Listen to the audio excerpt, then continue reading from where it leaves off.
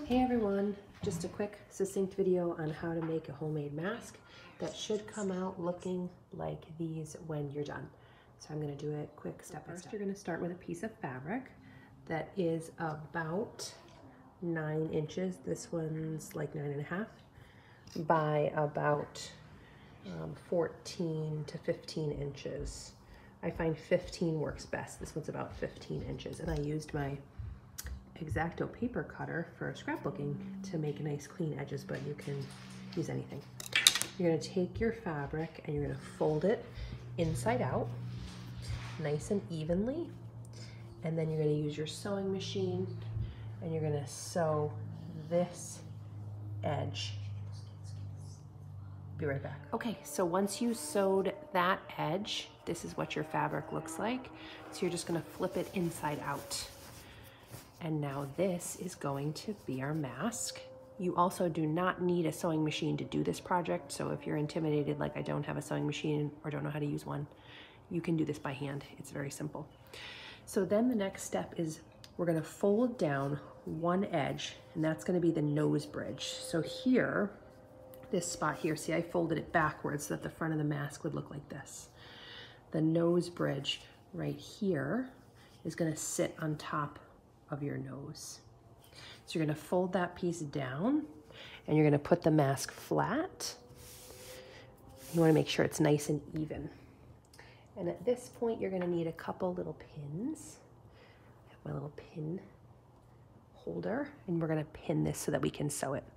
So you're gonna pin the spot for your nasal bridge. Easy. And now we're gonna create the pleats. Now you could get really technical and measure this, but you don't need to. Just take the fabric, pinch it, and pleat it up. Did you see how I did that? I grabbed the fabric on either side and I kind of just brought it up, put my fingers down, and just kind of like pinched it up. There's our first pleat. Take some more pins, pin, pins, pin. And we're gonna do that one more time. We just need 2 pleats. I'm telling you, this project could not be any easier. So there's your second pleat. Now, if you don't like that these aren't perfectly symmetrical, then you can unpin them and make them more symmetrical. I don't really mind, because when the mask is on your face, the pleats are gonna open up, so you won't really notice that.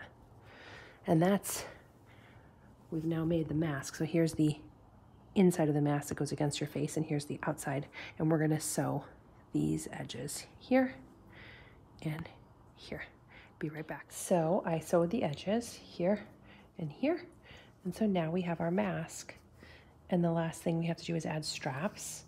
So I got this nice flexible elastic, but you could use anything. This material, when I did ear loops, was just a stretchy, soft elastic I found at Michael's.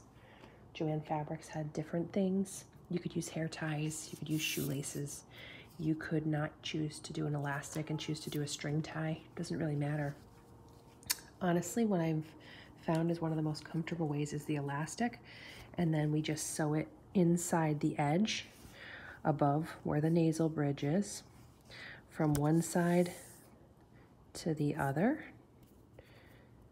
and then it wraps around your head. It sits really nicely like that. I will show you what that looks like with a different mask for a moment. Happy sewing, everyone.